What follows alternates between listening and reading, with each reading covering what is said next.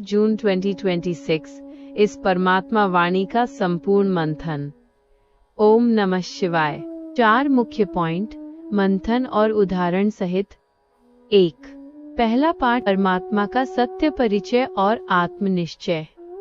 समझानी।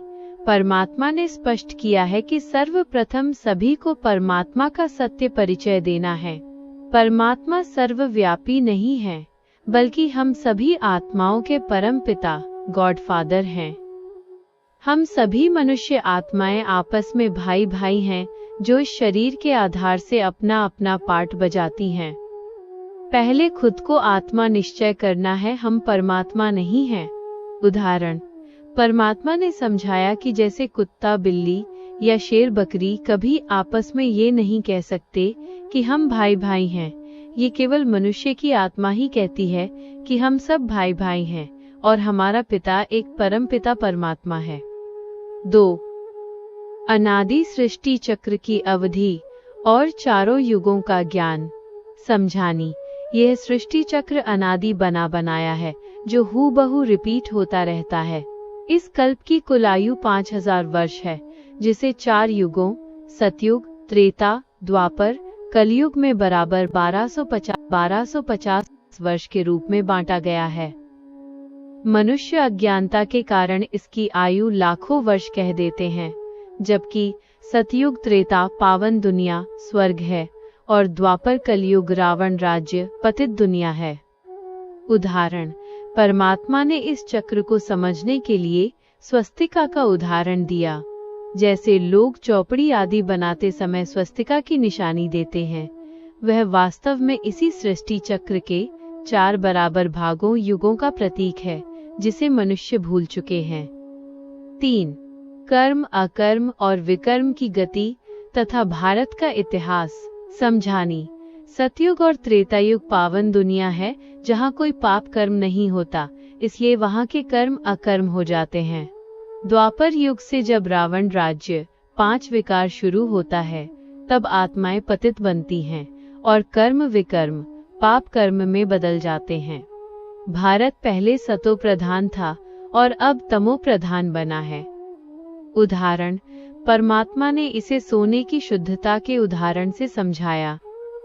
जैसे 24 कैरेट का शुद्ध सोना होता है, तो उससे बनने वाले जेवर भी सतो प्रधान शुद्ध होते हैं, लेकिन उसमें खाद डालने से वो तमो प्रधान इम्प्योर बन जाता है। इसी तरह भारत पहले 24 कैरेट सोने की चिड़िया था, जो अब तमो प्रधान बन गया है। 4।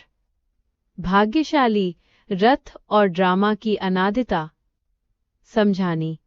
निराकार परमात्मा को पतितों को पावन बनाने और ज्ञान देने के लिए शरीर की आवश्यकता जरूर होती है।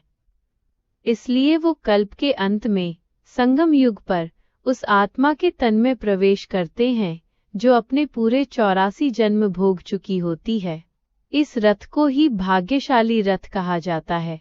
ये ड्रामा अनादि और अविनाशी है, इसमें कोई भी आत्मा मोक्ष नहीं पा सकती, सबको अपना पार्ट बजाना ही पड़ता है। उदाहरण, परमात्मा ने स्पष्ट किया कि कृष्ण तो सतयुग का पहला प्रिंस है, वो कलयुग के अंत में यहाँ नहीं आ सकता, क्योंकि पुनर्जन्म में नाम, रूप, देश और फीचर्स सब बदल जाते हैं। इसलिए परमात्मा लक्ष्मी नारायण या कृष्ण में प्रवेश न कर, बहुत जन्मों के अंत वाले साधारण तन में प्रवेश कर उसे भाग्यशाली रथ बनाते हैं। स्वमान। मैं मास्टर ज्ञान सूर्य सदा बाप के साथ कंबाइंड रहने वाली माया प्रूफ आत्मा हूँ। वरदान। वरदान।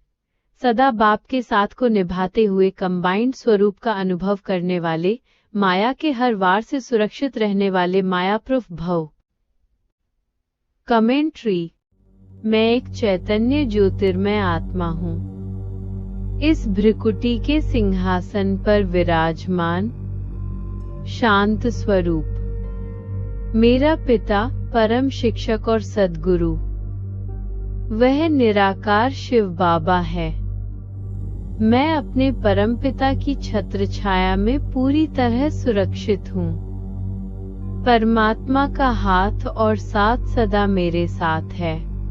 मैं बाबा के साथ कंबाइंड हूँ। मुझसे सर्व शक्तियां निकलकर मेरे चारों ओर एक सुरक्षा कवच बना रही हैं। माया की कोई भी परिस्थिति, कोई भी विघ्न मुझे छू भी नहीं सकता। मैं सदा के लिए माया प्रूफ हूँ। परम शांत, सर्वशक्तिमान। ओम नमः शिवाय।